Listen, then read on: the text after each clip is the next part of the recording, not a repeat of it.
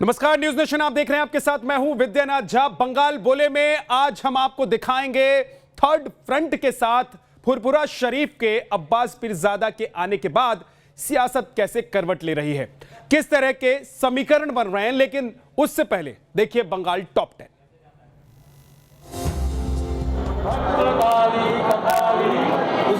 मध्य प्रदेश के मुख्यमंत्री शिवराज सिंह चौहान ने रविवार को कोलकाता के कालीघाट मंदिर में पूजा की और देवी मां से आशीर्वाद लिया। मंदिर में पूजा के बाद शिवराज ने कहा कि बंगाल में परिवर्तन की लहर है। इस समय मैं देख रहा हूं परिवर्तन की लहर पूरे पश्चिम बंगाल में चल रही है। निश्चित तौर पर भारतीय जनता पार्टी चुनाव जीतेगी और 2 मई दीदी गई भाजपा आई। तृणमूल कांग्रेस जिंदाबाद जिंदाबाद जिंदाबाद, ममता बनर्जी जिंदाबाद जिंदाबाद जिंदाबाद। हाथों में बैनर पोस्टर लेकर नारेबाजी करते ये टीएमसी के कार्यकर्ता हैं, जिन्होंने बढ़ती महंगाई के खिलाफ हुगली में प्रदर्शन किया। तो बीजेपी सरकार जवाबदार। टीएमसी कार्यकर्ताओं ने सड़क पर चूल्हा जलाया, खाना बनाकर रसोई गैस की बढ़ती कीमत के खिलाफ मोदी सरकार को घेरा। तृणमूल कांग्रेस जिंदाबाद जिंदाबाद। इससे पहले ममता भी कोलकाता में इलेक्ट्रिक स्कूटी पर सवार होकर तेल की बड़ी कीमतों का विरोध कर चुकी हैं।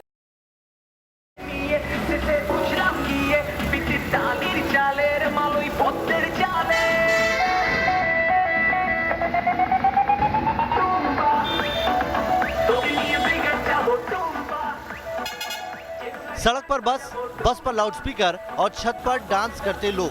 तस्वीर दुर्गापुर की है, जहां सीपीआईएम के कार्यकर्ता मस्ती में झूमते गाते नजर आए।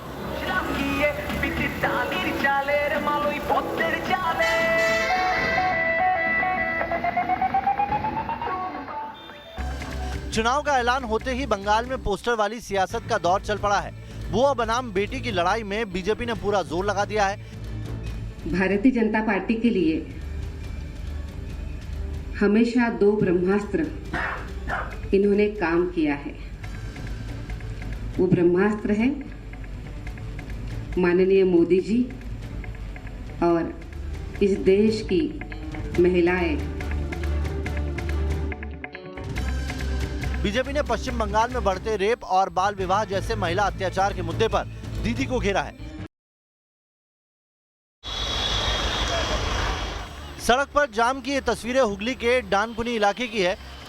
इस जाम में फंसी ज्यादातर वो गाड़ियां हैं जिन्हें कोलकाता में लेफ्ट और कांग्रेस की रैली में जाना है। लेफ्ट और कांग्रेस के नेताओं ने जाम के लिए ममता सरकार और उनकी पुलिस पर आरोप लगाया और कहा कि उन्हें रोकने के लिए जानबूझकर जाम लगाया गया। ममता बनर्जी, आप हमें रोक नहीं पाएंगे। अगर सारा रात ब्रिगेड होगा तो आज ब्रिगेड में हम लोग रात के 12 बजे भी हो तो ब्रिगेड के लिए हम लोग पहुंचेंगे ही। जय हिंद, वंदे मातरम, वाम कांग्रेस जोड़ जिंदाबाद। चुनाव का ऐलान होते ही पश्चिम बंगाल में पाला बदलने का सिलसिला भी तेज होता जा रहा है। ये तस्वीरें कोलकाता की है, जहां बीजेपी नेता मुकुल रॉय की मौजूदगी में दूसरे दलों के कई नेता बीजेपी में शामिल हुए। अलग अलग दलों से आए इन नेताओं को बीजेपी का पटका पहनाकर उन्हें पार्टी में शामिल कराया गया। ये तस्वीरें बयान कर रही है कि बंगाल में बीजेपी का जनाधार बढ़ता जा रहा है।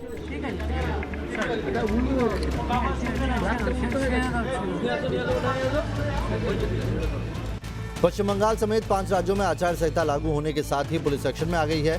बीजेपी की प्रचार वैन में तोड़फोड़ मामले में कोलकाता पुलिस ने 5 लोगों को गिरफ्तार कर लिया है। 5 आरोपियों के खिलाफ गैर जमानती अपराध की धाराओं के तहत केस दर्ज किया गया है। कोलकाता के पास कांदापाड़ा में बीजेपी के हाईटेक परिवर्तन रथ में तोड़फोड़ की गई थी। बीजेपी ने आरोप लगाया था कि टीएमसी के गुंडों ने वैन में लगे एलईडी स्क्रीन, मोबाइल और लैपटॉप की चोरी भी की थी। बंगाल के रण के लिए प्रचार युद्ध में कांग्रेस और लेफ्ट दूसरी पार्टियों से काफी पिछड़ती नजर आ रही है। टीएमसी और बीजेपी ने तो पूरी ताकत झोंक रखी है, लेकिन बंगाल पर 34 साल तक शासन करने वाली लेफ्ट और कांग्रेस खेमे में कोई खासा उत्साह नजर नहीं आ रहा।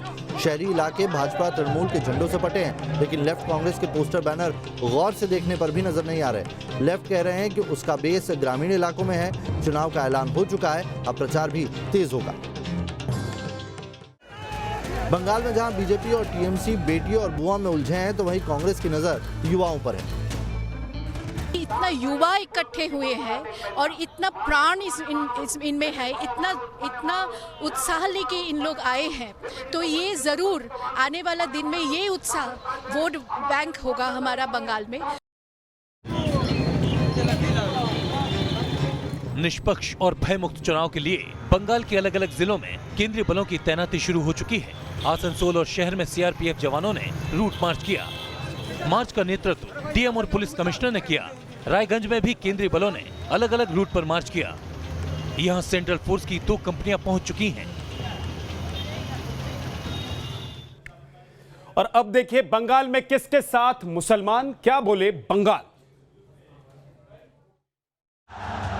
भारत माता की जय श्री राम, जय जय श्री राम। हरे कृष्ण हरे राम, विदाय जाओ बीजेपी ब्राम, और हरे कृष्ण हरे हरे तृणमूल घरे घरे। मैं आपको वादा कराता हूँ, चुनाव समाप्त होते हुए ममता दीदी भी जय श्री राम बोलती हो जाएगी।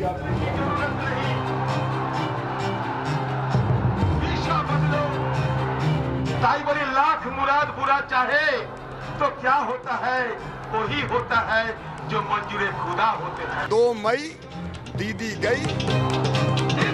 कलयुग के अवतार से हमें बचना है, कलयुग के अवतारों को हमें हराना है। बंगाल का सियासी खेल पूरे रंग में है।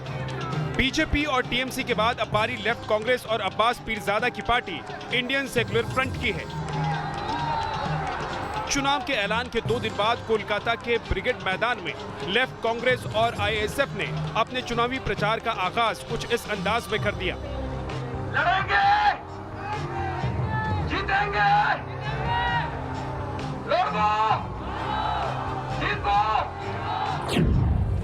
बंगाल की राजनीति में ब्रिगेड परेड ग्राउंड हमेशा से ही ऐतिहासिक रहा है और आज इस ब्रिगेड परेड ग्राउंड में 28 फरवरी को लेफ्ट कांग्रेस, आरजेडी और आईएसएफ को इकट्ठा देखा जा रहा है, जहां पर ये गठबंधन करके आने वाले विधानसभा चुनाव में लड़ने की तैयारी करेंगे। और हजारों के तादाद, कह सकते हैं कि लाखों के तादाद में इस बार यहां पर समर्थक पहुंचे हैं चारों पार्टीज के तरफ से। लेकिन देखने वाली बात यह है कि खासकर अब्बासुद्दीन सिद्दीकी के आईएसएफ पार्टी की तरफ से जिस तरह से लोग यहां पर आकर शामिल हुए हैं, ये साफ दर्शाता है कि आने वाले चुनाव में मुस्लिम वोट बैंक कितना बड़ा फैक्टर पश्चिम बंगाल में हो सकता है।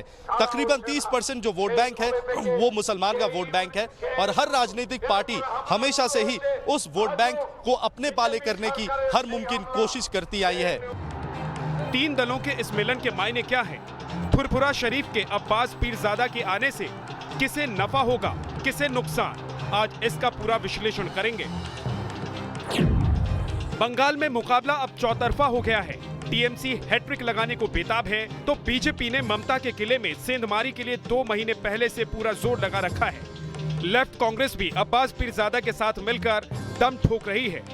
वहीं ओवैसी फिलहाल एकला चलो के रास्ते पर है।